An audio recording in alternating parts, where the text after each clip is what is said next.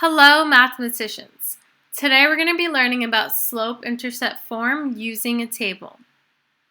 So here we have our equation in slope-intercept form, which is y equals -5/4x minus 2. And here, remember that our x and our y represent our coordinates that make this equation true. So our slope in this equation is -5/4. Where our -5 represents our rise and our 4 represents our run. And remember that our rise is our change in y and our run is our change in x. And in this equation, because it's y equals -5/4x minus 2, our y-intercept is -2.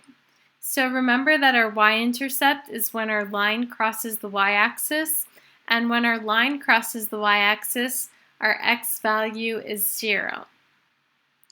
So our y-intercept is 0, -2. And remember that we can use this to start off our table, but we don't have to. So because our y-intercept is 0, -2, we already have one of our coordinates. And we're going to use the slope to help us fill in the rest of the table. So remember that -5 is our rise, which is our change in y. And because our rise is negative, our y values are going to decrease by 5. And our run is 4, and because 4 is positive, our x values are going to increase by 4. And the same pattern is going to continue for the rest of our table. So we have our x values increasing by 4.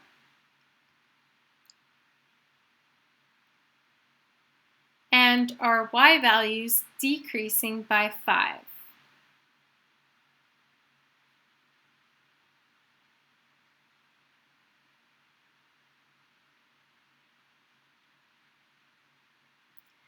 And so that's how we get our table. And if we want to get any coordinates that come before our y-intercept, all we would have to do is we notice that there's a pattern with our x values and they're increasing by 4. So in order to get the coordinate before, we have to do the opposite, and instead of adding 4, we're going to take away 4. So our x value before our y-intercept is actually -4 for x.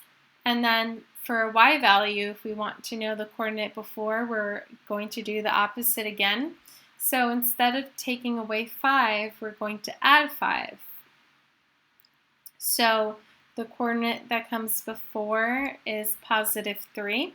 So our coordinate is -4, +3, and that comes before our y-intercept. And that's it.